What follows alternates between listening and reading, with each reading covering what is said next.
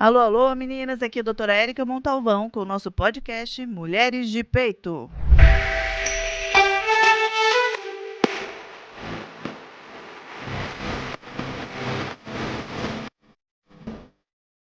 Alô, alô, meninas, mais uma gravação do nosso podcast.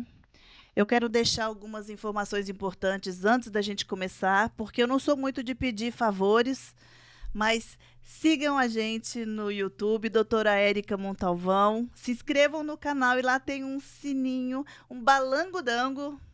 Clica lá que vocês vão receber as notícias, as gravações assim que a gente liberar. E, lógico, mais pessoas serão beneficiadas com informação de qualidade e com consciência. Outra coisa no Spotify, Mulheres de Peito. Também se inscrevam lá pra gente, tá bom? Obrigada. Hoje, o convidado que a gente trouxe foi uma conversa de antessala do centro cirúrgico que eu conheci, né? A gente não se conhecia e eu já vim atrás dessa possibilidade da entrevista, da conversa com um urologista. Na verdade, nós vamos investigar exatamente o que o urologista faz, porque a gente precisa demistificar e passar a fazer parte da nossa vida rotineira, tanto mulheres quanto homens. O doutor Otávio Berti. Isso mesmo? Isso, Otávio Berti. Conta para mim um pouquinho sobre a sua história, de onde você é, onde você se formou. Obrigado pelo convite, pelo convite estar participando aqui do podcast Mulheres de Peito. Eu sou aqui, cria da cidade, eu sou nascido, cresci aqui em São José dos Campos, só saí para fazer minha faculdade de medicina na Universidade Federal de Juiz de Fora, né? Terminei em 1995 e depois optei pela especialidade cirúrgica. Eu fiz residência de cirurgia geral aqui em São José dos Campos, no Hospital Municipal José de Carvalho Florence, 3 anos de cirurgia geral, e depois fiz minha formação de urologia em Taubaté, na Universidade de Taubaté. E depois me especializei cada vez mais. Hoje eu atuo muito na área de cirurgia robótica. Então eu fiz a minha formação também no Sírio-Libanês. Que legal. O tema de urologia, na verdade, apareceu com uma certa frequência, porque muitos não sabiam que urologista atende homem e mulher, né? Primeiro que mulher morre de vergonha de ir no urologista, né? Mas segundo, homem também tem vergonha de ir no médico, independente da especialidade, né? Então, vamos lá. Você trabalha onde? Onde é o seu consultório? Hoje você atende aqui em consultório particular? Como é que funciona? Eu atendo aqui na Avenida Barão do Rio Branco, né? Chama Centro Médico Rio Branco, ali na Rio Branco 726, perto ali, próximo ali do Jardim Esplanada. Né? Atendo umas 3 vezes por semana, consultório próprio aqui, e atuo de acordo com os pacientes que eu atendo no consultório. Eu também opero no Vivale, Santa Casa e o Hospital São José, onde a gente foi uma se conheceu. Verdade, verdade. E me conta uma coisa, você sempre quis ser médico? Olha, na verdade, no começo ali no colégio, ali pro primeiro, pro segundo colegial, eu gostava muito de química. Então eu cheguei até a pensar em ser químico. Aí depois eu fui me interessando para a área de biologia, corpo humano, vi que tem uma associação com química e eu acabei optando por fazer medicina. Comecei a ficar fascinado com o corpo humano e o corpo dos animais, vertebrados e invertebrados. Eu optei por fazer medicina, também para poder ajudar as pessoas também. Né? Eu tinha uma mãe muito, muito caridosa, tenho, graças a Deus, uma mãe muito caridosa, sempre ajuda as pessoas, então foi uma inspiração também, uma maneira de conciliar o que eu gostava e poder ajudar as pessoas. Que né? Joia. E urologia, como é que veio? Porque todo mundo tem uma história quando escolhe uma especialidade, ou é escolhido por ela. Como é que é a sua história? Na verdade, a minha história ela é um pouco estranha, vamos dizer assim, porque na faculdade, até o final da faculdade, eu não sabia o que eu queria fazer. Eu era apaixonado por cardiologia e a parte de cardiologia intervencionista. Né? Cateterismo, fazia aquelas eletrofisiologia para arritmia cardíaca. Eu gostava muito, eu tenho um conhecimento até muito bom em cardiologia, que eu acompanhava um médico lá. E aí, de repente, eu vi que tinha que fazer clínica médica primeiro, e clínica médica só fazia a parte clínica, né? E eu sempre gostei um pouquinho da parte intervencionista. Então eu pensei em fazer uma associação das duas coisas, a clínica com a cirurgia. Então eu fui para a área de cirurgia, pela possibilidade de fazer clínica, cirurgia e procedimentos. E a urologia é uma área que você pode fazer um monte de coisa. Você pode tratar de homem, de mulher, você pode fazer, se você quiser só fazer cirurgia, você pode fazer só cirurgia, uma gama de cirurgias, né? Cirurgia para incontinência na mulher, cirurgia de próstata para homem. E você também pode fazer procedimentos, pode fazer ultrassom, você pode fazer urodinâmica. Então, assim, é uma especialidade que, para mim, assim, é a mais completa, humildemente falando, é a mais completa dentro da medicina. Que joia. E, assim, na residência, você já optou, já sabia, não teve nenhuma dúvida, né? Porque você escolheu essa porque dava para fazer tudo, né? Uhum. Mas, assim, teve algum momento que você pensou em desistir? Olha, na residência, várias vezes eu pensei em desistir. Várias vezes. Porque você sabe que você já foi residente também. Então, assim, é muito sofrido. É muito sofrido. Porque você acorda cedo, 3, 4 horas da manhã, passar a visita tem que estar pronta às 7 horas da manhã. Você tem uma rotina, às vezes você está numa eletiva ou você está num PS, você fica até 8, 9 horas da noite. E tinha plantões na vila, por exemplo, eu falo isso para todo mundo hoje, é curioso isso. O plantão de cirurgia na vila, o cara que faz cirurgia na vila, ele trabalha em qualquer lugar. Porque assim, o residente lá, você tinha a rotina de quase 12 a 14 horas, você emendava com um plantão, e tinha uma rotina mais de 12, 14 horas de seguida. Então você ficava quase 48 horas ligado. É uma coisa assim, faz parte do aprendizado, não me arrependo. A gente fala desumano entre aspas, mas faz parte do aprendizado. Eu acho que hoje a gente tem que passar por isso. Mas eu lembro assim que você tinha 1 hora de descanso, eu tinha que escolher entre tomar banho, comer ou dormir. Nossa, eu tirava aquele cochilo de 1 hora. Porque o descanso... Quando faz falta, aprendi muito, né? Mandar até um abraço do Dr. Otávio Becker, que era o chefe, e o Danilo, que era secretário de saúde também, foi nosso chefe lá. O Danilo formou com meu irmão em Itajubá. Isso. Você é Itajubá? Eu fiz faculdade de Itajubá. Danilo e o Marco Antônio também, que é diretor da vila, acho que formou em Itajubá também. Sim, sim. Bom, agora nós vamos entrar na sua área, que é meio área minha, né? Vamos lá. As pessoas têm dúvida se o urologista... Não, dúvida não. As pessoas ficam confusas. Acham que o urologista trata só de homem? Opa, isso ainda é frequente. Tem muitas mulheres aí que ficam espantadas quando você fala que o urologista é médico de homem e de mulher, né? Por que eu falo isso? Porque assim, o urologista ele não trata só da parte genital masculina, né? Não é só próstata e pênis, né? Vamos dizer assim, testículos. O urologista ele trata incontinência urinária feminina, faz cirurgias para esse tipo de doença, né? E outra coisa, mulher tem rim também. O urologista ele trata rim e pedra nos rins. Então é muito frequente a gente atender mulher com crise renal ou precisa de uma cirurgia para cálculo renal, né? Fora os tumores, né? Tumores renais tem na mulher, tumor de bexiga também dá na mulher, né? Tumor de adrenal, por exemplo, que é urologista. Então, o urologista, eu posso falar até que é 50-50, viu? 50% de atendimento de homem e 50% de mulher. Então, o urologista também é o médico das mulheres. Porque assim, eu sou gineco, então como gineco eu recebo bastante queixa urológica, né? Lógico que eu vou até onde o meu limite permite, e a gente sempre precisa que o especialista avalie, a verdade é essa. E eu vejo que elas têm um pouquinho de relutância de procurar urologistas antes de vir com a gente, quando a queixa é urinária antiga, né? Nova, vem no gineco e a gente começa a direcionar se for preciso. E realmente assim, é bem comum eles acharem que o urologista é para homem. E homem tem medo de ir no urologista? Existe ainda alguns tabus ainda que precisam ser quebrados, né? Principalmente em relação ao exame de toque, na prevenção não, né? No diagnóstico precoce do câncer de próstata. Porque tem aquela questão de masculinidade, de perder a masculinidade ou não em relação ao toque, se vai doer ou não.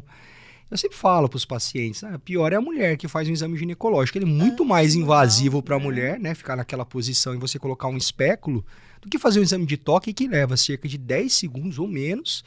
E você usa uma pomada anestésica e é praticamente indolor, né? O exame. Então, já vem diminuindo isso. Eu já vim notado que os homens já vêm procurando. Mas ainda as mulheres agindo muita consulta para os homens ainda. Para fazer exames de rotina ou para fazer vasectomia, por exemplo, também é muito frequente. Aumentou bastante a procura pela vasectomia. mas também no consultório de ginecologista a gente fala, olha, fala pro teu marido procurar urologista, não é porque você tá não é porque tá com problema, mas para rotina mesmo, Sim. né? Que eu acho que é interessante. Outra coisa importante que me perguntaram, e eu acho que é a hora que você comentou do exame de toque retal, né? Entre o exame de toque retal e o exame de sangue para diagnóstico, né? Uhum. Um é primeiro que o outro, um dá resultado primeiro. Se fizer só o de sangue, tá tudo certo. Não precisa fazer o toque, porque perguntam. É muito frequente. Os pacientes perguntam isso, é rotina no consultório. Na verdade, a recomendação da Sociedade Brasileira de Urologia é você fazer o exame de sangue ou toque. Você pode fazer no início, na primeira consulta ou no retorno, tá? Por que é importante? Porque o PSA alterado, ele pode ser indício de alguma doença na próstata. Não especificamente o câncer de próstata, mas alguma doença na próstata. E o toque é importante para você também ver aqueles pacientes que têm sintomas de dificuldade para urinar. Pode ser pelo inchaço da próstata. É uma doença muito comum, chama hiperplasia benigna da próstata, que na verdade é a principal doença que acomete os homens. Em termos de doenças de próstata, é a hiperplasia, não é o câncer. E no toque você pode detectar um nódulo, um endurecimento que pode levar a uma suspeita de um câncer. Então, esses dois exames são importantes porque cerca de 15% dos pacientes que podem ter um PSA absolutamente normal, você fala, acho que não tem nada, pode ter um câncer de próstata, pode ter uma alteração no toque. Então, a gente, na verdade, tem que ser feito os dois exames. Tem alguma alteração ou de um, ou de outro, ou de ambos, a gente indica um exame mais invasivo, que é a biópsia, que vai dar o diagnóstico definitivo. Então, na verdade, o ideal são os dois. Os dois. Essa história de que um... O certo é fazer os dois. Ok. Viu lá, hein? Ninguém vai fugir, não. Vamos fazer os dois exames. O de sangue e o físico. Ok? Mas vamos lá. Você faz cirurgia robótica. Isso. Me conta um pouquinho. Na verdade, isso é uma paixão que eu comecei a desenvolver depois de passar pela videocirurgia, né? Aquela laparoscopia. Porque na época que eu fiz a residência na Vila, a gente tinha um ano a mais se você quisesse fazer de vídeo. E eu era apaixonado, vesícula, hérnia de hiato por vídeo, a gente fazia bastante lá. E aí na residência de urologia eu não tive a videocirurgia. Os profissionais que estavam nos ensinando lá, eles não tinham experiência. E aí eu comecei a fazer a minha especialização no CIRO de cirurgia minimamente invasiva. E fui gostando. E eu fui colocando os casos, trazia alguém mais experiente para me ensinar.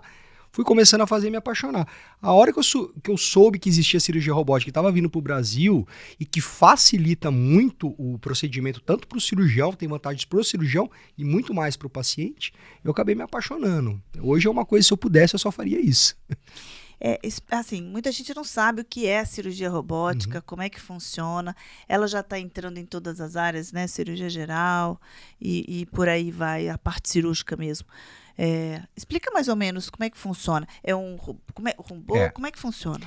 Na verdade, você tem que pensar que a cirurgia robótica é uma evolução de uma videocirurgia. A gente até fala que a cirurgia robótica é uma cirurgia laparoscópica assistida por robô. Porque o robô ele vai assistir no procedimento. De que forma? Em vez, na vídeo, se você atentar, o médico ele faz pequenos furinhos na barriga do paciente na videocirurgia. E com as pinças, a gente faz os movimentos. O próprio cirurgião faz, alguém segura a câmera e o cirurgião faz os movimentos, dá ponto, corta, faz a técnica cirúrgica minimamente invasiva. A robótica só muda na questão da manipulação das pinças. São feitos pequenos cortes na barriga também, só que as pinças são presas a braços precisos, robóticos. Então, um cirurgião fica numa cabine, próxima ali à mesa de cirurgia, o cirurgião não tem o contato direto com as pinças, mas ele fica numa cabine com joysticks ou com pedais, a gente consegue fazer os movimentos nessa cabine, e esses movimentos eles são filtrados, são refinados, a imagem ela aumenta em 10 vezes, você consegue ver estruturas praticamente microscópicas, que você não veria a olho humano, você consegue identificar melhor e preservar estruturas importantes, como vasos e nervos, que é no câncer de próstata, até para você tentar preservar melhor a potência e a continência urinária do paciente. Entre as queixas das mulheres que chegam no seu consultório, o que é mais comum? Eu acho que infecção urinária e calculose. Infecção de repetição. Infecção de repetição, às vezes encaminhado pelo próprio gineco também, encaminha pra gente. E cálculo renal, bastante frequente também. eu vou fazer uma pergunta de gineco para uro. Da sua visão, infecção de repetição feminina vem por quê? Se você é mais comum. Eu acredito que tem vários fatores, né? Mas os principais fatores é o quê? A falta de ingesta hídrica adequada. A recomendação é de 2 a 3 litros por dia. Hoje, né? A Sociedade Americana fala em 3 litros. Toma água! Falou? E também, nosso dia a dia é corrido, ainda mais nós médicos, né? A gente fica muito tempo ou operando ou no consultório, a gente acaba, né, não indo ao banheiro. Então, o fato de você segurar a urina, reter a urina por muito tempo, favorece a infecção de repetição. Além também, está relacionado com a vida sexual ativa, a mulher tem uma uretrinha mais curta, né?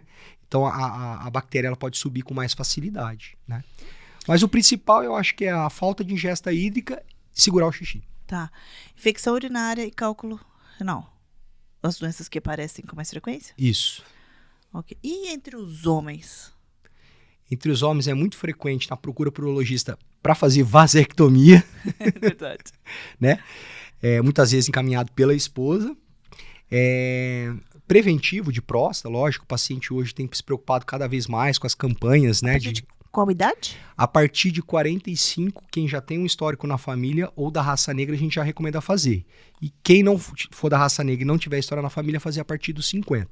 Eu, particularmente no consultório, é uma conduta minha, tá? Não é a preconizada, eu gosto de fazer a partir dos 40 anos. De idade. Pelo menos o exame de sangue inicialmente para dar uma olhada. Nesses exames preventivos, você tem uma estatística de diagnóstico positivo para alteração de próstata? Não, assim, tipo assim, dos 100 pacientes, 20% tem alteração. No seu, tá? É seu. Você fala alteração em termos de câncer ou de hiperplasia ou qualquer alteração? Não, qualquer alteração. É muito frequente, assim, no exame físico, principalmente, quando o paciente nos procura, tem um aumento de próstata, mas é uma coisa natural, né, do envelhecimento masculino. O homem, a partir dos 45, 50 anos de idade, mais de 70% dos homens vão ter um inchaço na próstata, um aumento benigno da próstata, que é a doença chamada hiperplasia benigna da próstata. Então é muito frequente, eu creio que uns 60%, 70% tem próstata aumentada. E desses 70% no diagnóstico do câncer de próstata? A de câncer não é muito frequente, não é muito frequente. Não é porque, assim, graças a Deus, os homens estão nos procurando mais, né, com antecedência, né? Precocemente. Então, assim, é difícil você ver uma alteração. Talvez em 10% dos casos você pode ver um nódulo, alguma coisa, mas a grande maioria você vê que é uma próstata benigna, não é maligna. Que joia. Pacientes jovens, qual a indicação de ir no seu... Homens? Tá, de ir no seu consultório, tem alguma indicação de rotina, fora infecção? A gente recomenda sempre os homens procurarem urologista. Lógico que vai depender muito da faixa etária, né? Pacientes jovens, às vezes, podem ser acometidos mais por tumor de testículo, por incrível que pareça. Então, se tiver um histórico na família, alguma coisa, procurar um urologista uma vez para poder dar uma examinada, para ver também como é que está o desenvolvimento da região genital, né? Pacientes mais jovens, testículo, o tamanho do pênis, né? E para fazer exames gerais também, porque o urologista ele já é para criar aquele hábito, aquele vínculo, assim como o ginecologista é um médico, assim, vamos dizer assim, da mulher, entre aspas, lembrando que o urologista é dos dois, mas pro urologista já começar a criar aquele vínculo com o homem, né? E para fazer um segmento em termos de saúde mesmo e prevenção de doenças, né? Como diabetes, dislipidemia, né? A parte hormonal também, o urologista pode ver também, né? Déficit de testosterona. Isso é importante. Todo urologista é especialista em andrologia, em hormônio masculino? Todo uro? Sim, ele está autorizado a fazer a reposição, sim. Né? Existe a andrologia, né, que é uma subespecialidade da urologia, mas a doença que acomete os homens após os 45 anos, né, que é o distúrbio androgênico do envelhecimento masculino, antigamente a gente chamava de andropausa, né? É tratada pelo urologista. Pode ser tratada pelo endócrino, né? E pode ser pelo urologista, sim. A gente faz a reposição de testosterona. Antes achava que era um xingamento, né? Andropausa. Andropausa. Você tá na andropausa. Mas o nome piorou. Agora é DAEM, que a gente chama distúrbio androgênico do envelhecimento masculino. Mudou o nome. Nossa Senhora. Piorou um pouquinho. E me fala, os pacientes têm procurado, então, com mais frequência para avaliar essa parte hormonal? Porque as mulheres têm procurado mais. Os homens têm procurado mais. Eu tenho reparado em cada vez mais jovens né, tem procurado a gente por questão de pesquisa, internet, ou tem algum sintoma vago, como cansaço, ou até alteração na questão da libido, né? Não é muito frequente, né, homem em torno de 20, 30 anos ter alteração hormonal, tá? E vejo muitos colegas, às vezes, isso é uma crítica construtiva, tá? Muitos colegas aí prescrevendo hormônio para quem não precisa. Então tem os riscos, sim, de você fazer uma prescrição de hormônios. Você pode levar uma infertilidade definitiva para paciente jovem, né? E câncer hepático e outras coisas. Então tem que sempre avaliar o custo-benefício. E a gente tem visto muito no consultório reposição desnecessária. Mas pelo acesso hoje à informação e à internet, os pacientes procuram, às vezes, no Google, acham que estão com sintoma de déficit de testosterona e vêm até procurar a gente para dosar a testosterona. E você vai ver e não tem nenhuma alteração. Essa alteração é mais frequente após os 45. Dentro dos exames laboratoriais, quando você fala que é deficiência de testosterona, assim, porque tem uma faixa de normalidade, que ela é grande, né? Abaixo, dividindo em 3 aquela faixa, abaixo de 25%, 35%. A testosterona, por si só, a dosagem do exame de testosterona no Brasil já é um pouco falho. Pode ter uma variação aí de até 40%. Você dosa o exame num dia, no dia seguinte pode ter uma variação de 40%. É muito alto, né? Pelos métodos de dosagem aqui no Brasil. Mas a gente considera, em média, assim, abaixo de 300, entre 200 e 300, vamos dizer assim, que é uma zona nebulosa, que você fica a dúvida se está alterado ou não. E é legal repetir. 2 aferições, a recomendação é sempre fazer 2 aferições da testosterona. Se a primeira der duvidosa ou baixa, você faz uma segunda confirmando por causa dessa variação. E também, se você ficar nessa zona nebulosa, entre 200 e 300, a gente recomenda fazer a testosterona livre calculada, né? Que ela tem que estar acima de 6,5 para ser considerada normal. Então, às vezes, tem várias coisas que contribuem para a alteração da testosterona, porque ela pode estar numa forma sozinha no sangue, ela pode estar ligada a algumas proteínas como a albumina. Então, a livre é que facilita a ação na célula. Então, tem que ser dosado essa testosterona livre calculada para ver realmente se você tem um déficit de testosterona ou não. Porque a reposição hoje tem vindo por conta de aumentar a massa muscular, diminuir massa gorda, aumentar massa magra, porque aumenta músculos e tal. Mas tem os efeitos colaterais. Sim. Né? Sim. Bom, em relação à sexualidade, o homem diminui a libido por alguma idade, alguma faixa etária ou não? Porque com a mulher a gente sabe mais ou menos como é que funciona. O homem, assim, como eu estava dizendo em relação à testosterona, por exemplo, após os 45 ou 50 anos de idade, pode haver uma queda de cerca de 1% ao ano, né, dos níveis de testosterona. Então, essa queda é uma queda natural do homem, é uma produção que vai sendo lentamente acontecendo ao longo do tempo. Então, lógico, o paciente na cidade de 50, 60 anos, como a testosterona dele vai cair, vai diminuir a frequência e o desejo sexual dele. A gente tem que tratar quando o negócio está atrapalhando ali a parte sexual do casal, né? Principalmente do homem que está relatando disfunção sexual devido à queda hormonal. Aí a gente faz o tratamento. E só para enfatizar também, não é só dosar o hormônio e ver que está em torno de 170, por exemplo, ou 200, você faz a reposição masculina. É importante o paciente apresentar sintomas relacionados a essa queda. Então, assim, tem pacientes com testosterona de 170, tá jogando bola. Tá bem, então você não vai fazer a reposição mexendo que tá quieto. Agora, se esse paciente, ele pode estar até com uma testosterona de 300 e tem sintoma, ou um pouquinho abaixo, aí você está indicado a fazer o tratamento e a reposição hormonal. Isso é ótimo você estar falando, porque agora com esse advento, né, da reposição, das melhoras de performance, de pessoa, tanto homem quanto mulher, né, que não precisa tanto da performance muscular, aumentou bastante essa demanda hormonal, e isso faz diferença porque mulheres na menopausa coincide com um pouco da diminuição do hormônio masculino, né, no homem.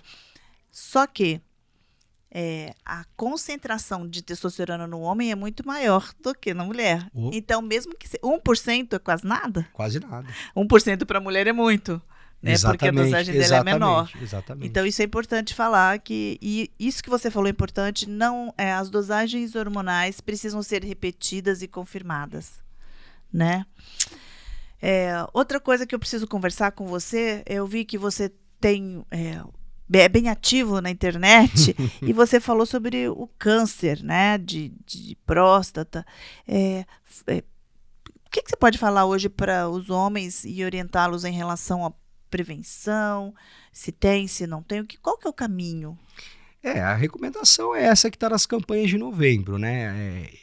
A gente segue o homem a partir dos 45 em média, procurar o seu médico urologista de confiança para fazer os exames, né? Exame de sangue e de toque. Por quê, né? É que a gente fala preventivo, mas não é preventivo. Não existe prevenção para o câncer de próstata. As pessoas não sabem isso. Não existe um remédio. Preventivo de chegar... A gente fala preventivo, mas na verdade o intuito é de diagnóstico precoce. Por que isso? Porque mostrou-se que se você achar a doença numa fase inicial, a taxa de cura do paciente pode chegar a 90% a 95%. Então isso é um ótimo benefício. E outra coisa, é desagradável um câncer de próstata avançado, o paciente sofre com dorócia, para de urinar, tem insuficiência renal, pode ter sangramento. Então assim, não é um exame tão simples, né? É um exame físico, a gente tem que desmistificar em relação ao exame de toque. O exame de sangue, igual você dosa uma glicose, hoje você faz um PSA. Então, é mais para contribuir mais para a melhoria da qualidade de vida e aumento da expectativa de vida do homem, né? Maior qualidade de vida. Nós ginecologistas temos bastante queixa de incontinência urinária na mulher. E no homem, é comum? Comum também. Comum. Também está ligado à faixa etária. Está ligado à faixa etária. Por trauma, talvez, mas... Porque assim, existe basicamente 2 tipos de incontinência urinária que a gente trata na urologia, né? A incontinência urinária feminina, que pode ser aquela que a gente chama de incontinência de esforço, né? Que o paciente tosse, perde xixi, ou uma incontinência de urgência, que o tratamento é com remédio. O homem também pode ter uma bexiga hiperativa, por exemplo, assim como na mulher. Então ele pode ter essa incontinência de urgência por sintomas de... aqueles sintomas que o paciente dá vontade de urinar, tem que ir correndo rápido para o banheiro e às vezes não consegue segurar. Começa a ir direto várias vezes à noite. A próstata também, quando ela está obstruindo ali o canal, ela pode dar sintomas de incontinência, né? Um inchaço da próstata. Por exemplo, às vezes você tem que entrar com medicamento para a próstata ou até para a bexiga para poder parar essa incontinência. Existe uma situação muito frequente pro urologista que é a incontinência pós-cirurgia da próstata, né? Para câncer de próstata. Porque você mexe muito próximo ali do aparelho esfinteriano, que é aquela válvula que controla a urina ali que sai da bexiga. Então também é esse tipo de incontinência. Acaba virando uma incontinência de esforço para o homem, pós-cirurgia de próstata. Né? Toda cirurgia dá ou não? Não. Existe uma porcentagem aí de pacientes que têm incontinência transitória, tá? Mas com o avanço da tecnologia, com a cirurgia robótica, isso tem melhorado. É cerca de menos de 10% dos pacientes, né, dependendo do método cirúrgico, podem ficar incontinentes, tá? Mas essa quantidade de que tem pós-cirurgia é um pouco maior. Mas ao longo de 4 meses a 1 ano, a maioria dos pacientes recuperam a continência. Incontinência urinária também se relaciona com infecção urinária? Sim, importante. Importantíssimo. Esquecemos do mais básico, né? Eu esqueci, né? Infecção urinária irrita a bexiga, né? Inflama a bexiga e a bexiga ela pode ficar irritada e dá uma incontinência provocada pela infecção urinária. Tanto que quando o paciente nos procura em consultório, né? Um dos exames que a gente precisa pedir é exame de urina. Porque às vezes o paciente está incontinente por uma infecção urinária, né? Então sempre tem que pensar em infecção urinária. E hoje em dia, falando de infecção, eu vou puxando, né, na memória algumas coisas que eu acho que vale a pena, que a gente pega no consultório e vale a pena falar porque realmente é recorrente. Com os antibióticos, a gente está tendo um problema de tratar infecções urinárias que antibióticos não estão conseguindo tratar. Como que a urologia vê isso? Isso eu acho interessantíssima a sua pergunta, porque essa é uma grande briga minha. Existem muitos pacientes que nos procuram no consultório com um exame de urina com bactéria positivo. Doutor, fiz vários antibióticos, essa bactéria volta. A primeira coisa que eu pergunto hoje no consultório, eu olho para o olho da paciente e falo assim, quais são os sintomas que você apresenta?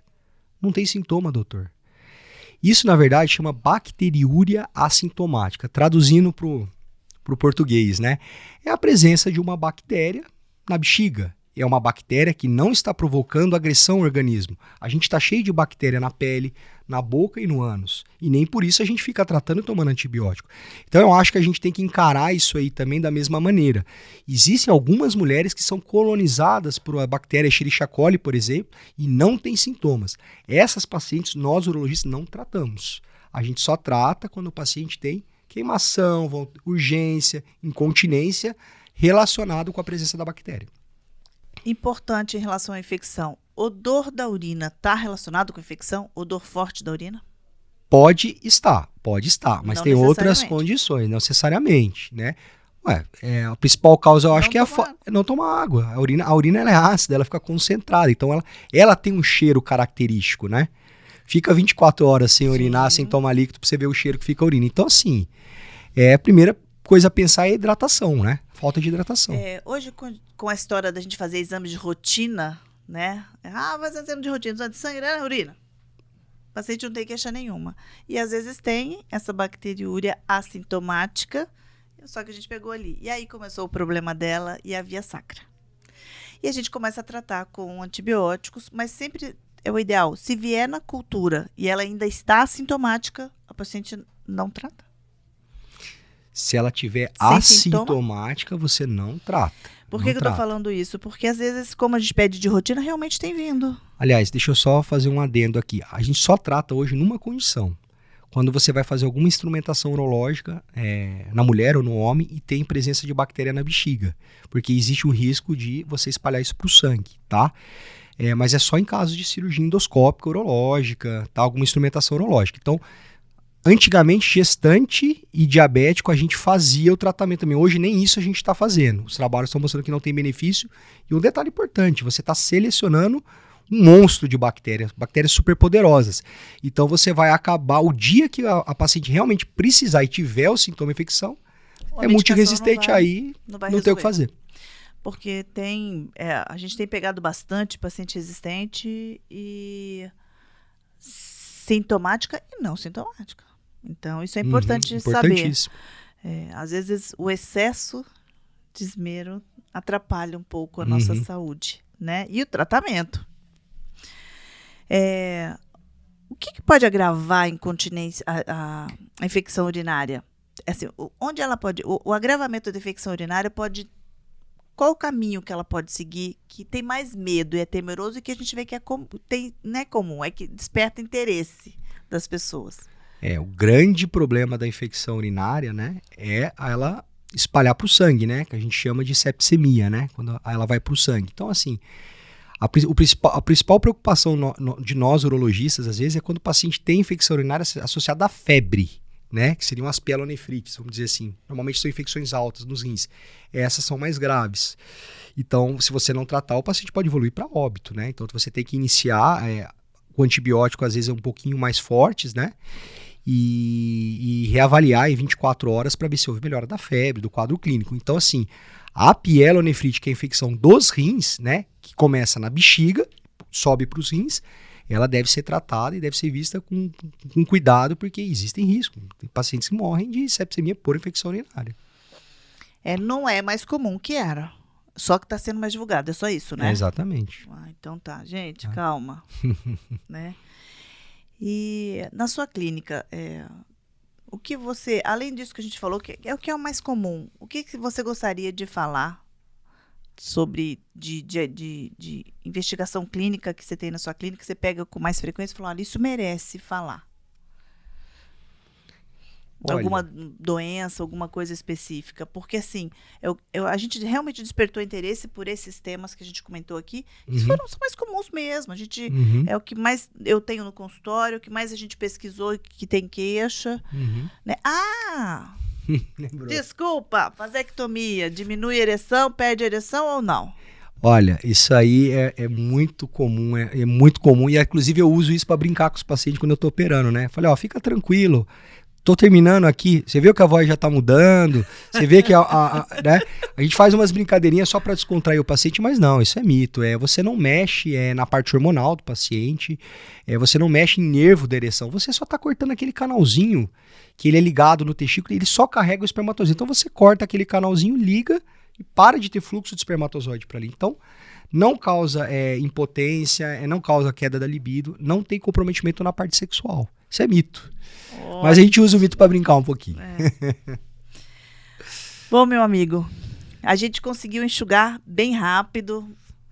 Eu achei que foi ótima a conversa, foi bem direcionada, fácil de entender, e essa é a intenção do podcast, para a gente conseguir passar informação e desmistificar o que a urologia, que a gente sabe que traz, e às vezes traz até da gente mesmo, né, como profissional, né?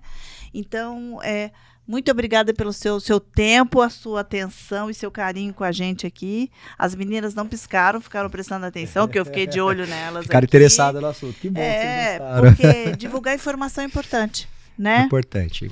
Quer deixar algum recado? Não, eu fico à disposição, se precisar. Adoro, eu acho meu primeiro podcast. Adorei, eu faço mídia, um pouquinho de mídia também, mas adorei. Passa pra mim os seus contatos de mídia, pra gente, para eles saberem onde o seu YouTube, o seu Instagram, como que é? O meu YouTube é @Dr. Octávio Bert e o Instagram é @droctaviobert.urologista. Aí, crianças. Agradeço o convite. Podem seguir o doutor ali. Obrigada, viu?